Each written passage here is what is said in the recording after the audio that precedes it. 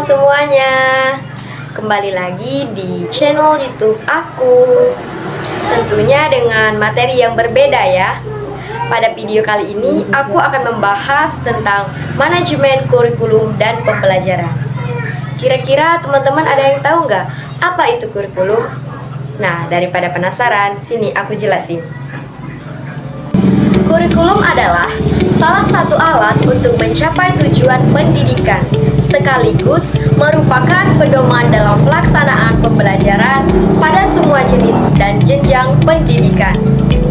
Manajemen kurikulum adalah proses mendayagunakan semua unsur manajemen dalam rangka memaksimalkan pencapaian tujuan kurikulum pendidikan yang dilaksanakan lembaga pendidikan. Manajemen kurikulum dan pembelajaran merupakan bagian dari manajemen berbasis sekolah atau MBS yang mencakup seluruh kegiatan dalam rangka melaksanakan kurikulum dan pembelajaran melalui tahap perencanaan, pengorganisasian, dengan pengarahan dan pengendalian untuk mencapai tujuan kurikulum yang telah ditetapkan. Selanjutnya, ada 4 ruang lingkup kurikulum, yaitu perencanaan, pengorganisasian, pelaksanaan, dan evaluasi kurikulum. Perencanaan adalah suatu proses yang melibatkan penetapan tujuan pendidikan, pemilihan materi, serta metode dan strategi pembelajaran. Pengorganisasian adalah suatu proses yang berkaitan dengan bagaimana materi dari kegiatan dikerjakan secara sistematis, termasuk penjadwalan dan pembagian waktu. Pelaksana adalah tahap di mana rencana kurikulum diterapkan di kelas, melibatkan interaksi antara guru dan siswa. Evaluasi kurikulum adalah proses untuk menentukan sejauh mana kurikulum mencapai tujuan yang ditetapkan dan mengidentifikasi area yang perlu diperbaiki. Nah, selanjutnya ada komponen kurikulum yang meliputi komponen tujuan, komponen isi atau materi, komponen strategi pembelajaran, dan komponen evaluasi. Yang pertama adalah komponen tujuan, di mana kurikulum merupakan suatu program yang dimaksudkan untuk mencapai tujuan pendidikan. Selanjutnya, komponen isi atau materi, di mana isi program adalah segala sesuatu yang diberikan kepada anak didik dalam kegiatan belajar mengajar dalam rangka mencapai tujuan. Selanjutnya ada komponen strategi pembelajaran.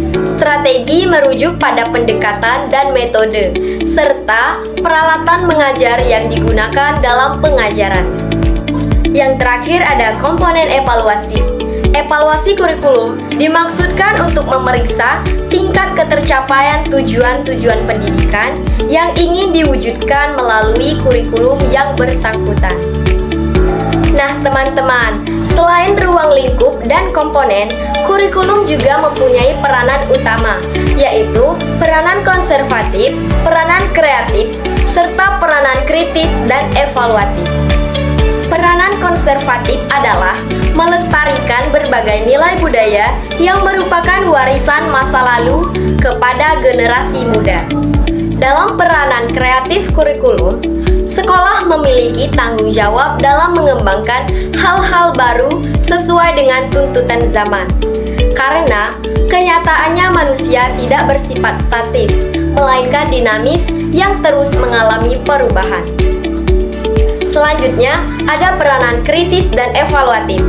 Peranan ini dilatar belakangi oleh adanya budaya yang hidup dalam masyarakat senantiasa mengalami perubahan, sehingga pewarisan nilai-nilai budaya masa lalu kepada siswa perlu disesuaikan dengan kondisi yang terjadi pada masa sekarang.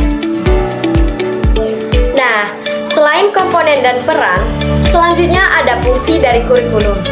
Kurikulum memiliki beberapa fungsi utama, di antaranya adalah 1. Menetapkan tujuan pendidikan dan hasil yang diharapkan dari proses pembelajaran. 2. Menyediakan struktur dan panduan bagi pengajaran dan memastikan bahwa materi diajarkan secara sistematis. 3. Membantu dalam merancang dan menyelesaikan metode dan strategi pembelajaran agar sesuai dengan kebutuhan siswa. Yang keempat, berfungsi sebagai alat untuk penilaian dan evaluasi, mengukur kemajuan dan efektivitas pembelajaran.